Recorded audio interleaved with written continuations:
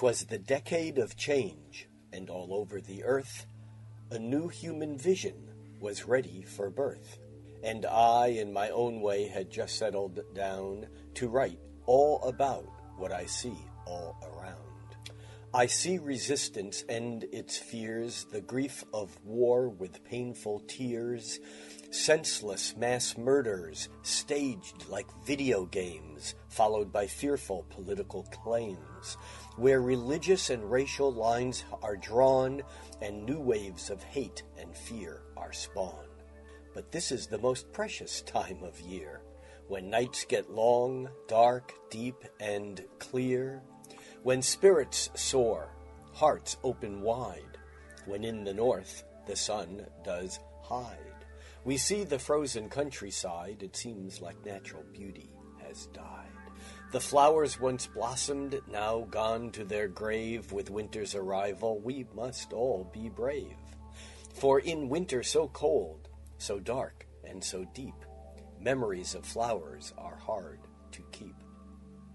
But the cycles are endless, they keep spinning around. The sun will return to warm up the ground, and the beautiful blossoms now gone from our view will return from their graves to be born anew.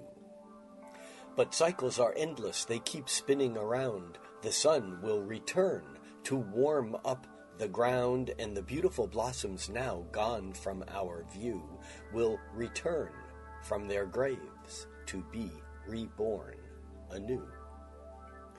So at this most magical time of year, for flowers passed on, shed not a tear.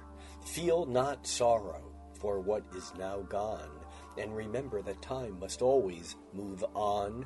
Now as the sun sets early each day, we may fear that it has gone away, but cycles are endless. We keep spinning around. The sun will return to warm up the ground.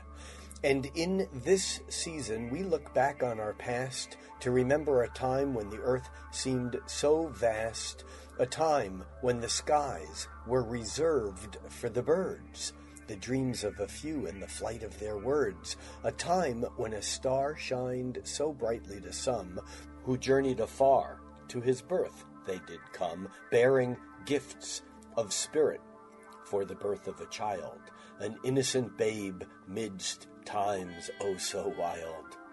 We remember that time when he walked here on earth, his remnants now tied to a dying old church that invests its riches rather than helping the poor, that holds on to a structure so sick at its core that it teaches intolerance, that closes its door while politicians and generals plan the next war.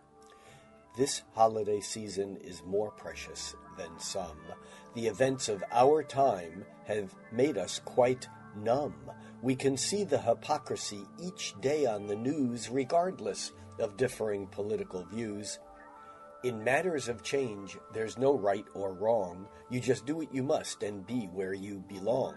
But some things go down that make us react, that change things a lot, and that's just a fact.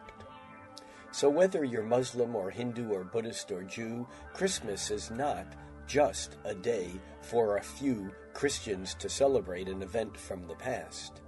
It's a time to remember great changes that last. Time is funny. It circles, it zigs, and it zags. We now live in a time of riches and rags, in an era of truly amazing contrast, where the pace of life is incredibly fast, where the global village has shrunk so small that time and space don't seem to exist at all, where so much each day happens all over the earth. We forget the importance of each little birth, but each child born so new and unique is like a Messiah, the Savior we seek. If we accept that children in divine image are made, do we wish them to live in the world we have made? Cannot we attempt to clean up the air of all excess hostilities we have put there? Destroying our weapons of anger and hate would bring peace on earth. It's never too late. So in this holiday season of gift-buying acts, I'd like you to think of a couple of facts. The gurus and prophets and seers and sages all say it's now time for the changing of ages, and we, in our wisdom, however wise we are, we don't understand the life of a star. It's time to spread news of the new cosmic view, that the future is determined by me and by you. This year, instead of just spreading good cheer by saying Merry Christmas or Happy New Year, I say think of the homeless in the wastes of our wars. I say think of the innocent behind locked-up doors. I say each child we love loves others when grown. I say each seed we sow grows others when sown. I say each act when committed is part of the whole, and the new age is coming to each new age soul. The universe is a vast mirror of light, and it reflects back even in the darkness of night. In these longest of nights, as I open my eyes, I see you and yours both healthy and wise. We each have a limited time here on earth, and there is something more beyond our net worth, beyond what we have, beyond what we do, beyond the material we can learn to see through. We can feel the spirit of the time gone by, for 2,000 years is the mere blink of an eye. So at this special time of year, take a moment and listen to what you hear. Do you hear the sounds of capital gains? The rules of religions binding like chains? Or do you have a wider vision of things? Do you know the real meaning of the King of Kings? This time of year, this day of rest, when 3 wise men journeyed west, the astrologers followed the star from above and graced the new babe with the power of love. We share in this love. We bask in this glow. We all have each other. That's all I know.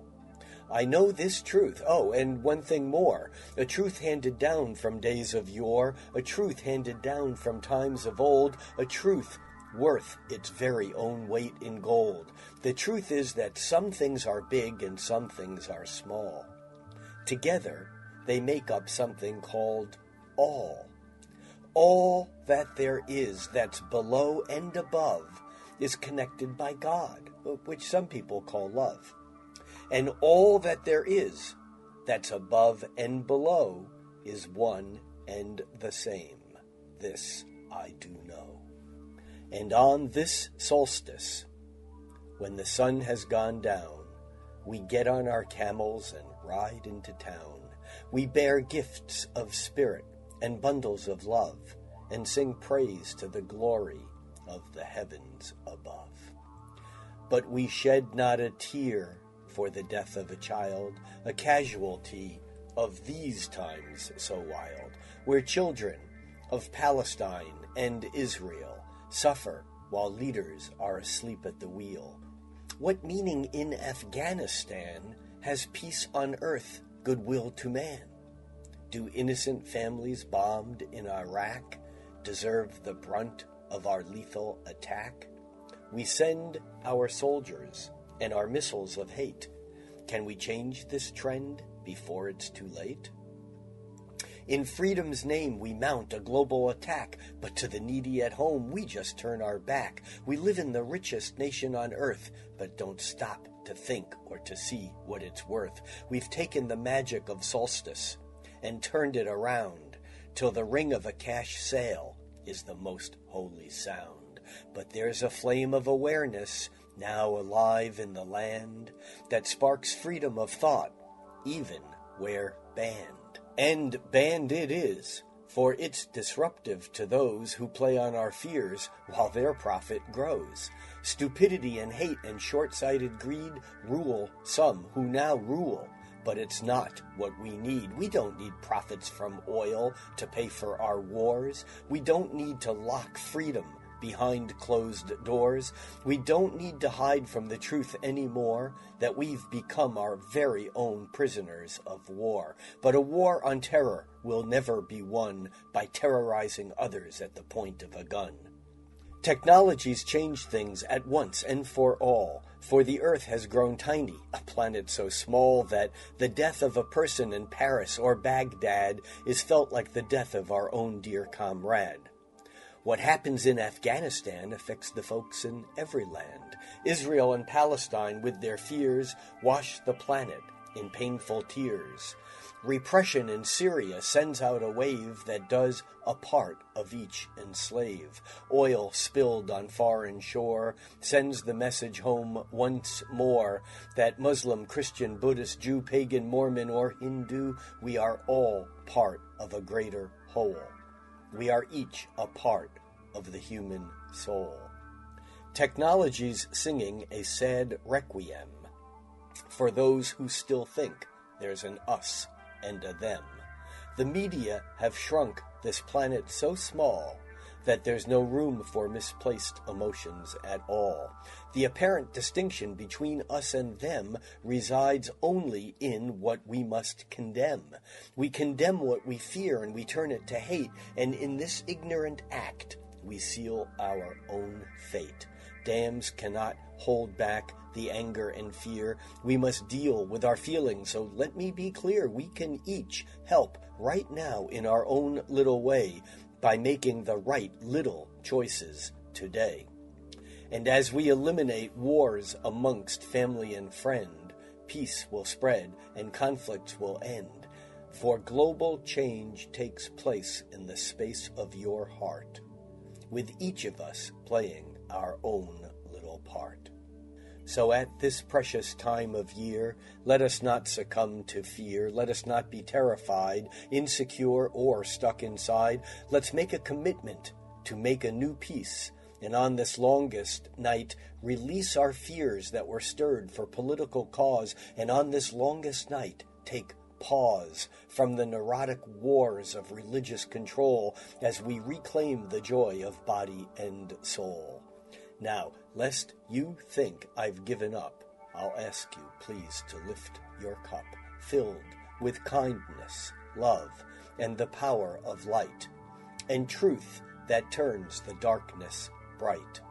On this shortest day, on this deepest night, we toast to all who have done it right, who stood their ground while facing fear, who stood for truth and stood sincere. We look back through the lens of time, we tell our tales, I write my rhyme.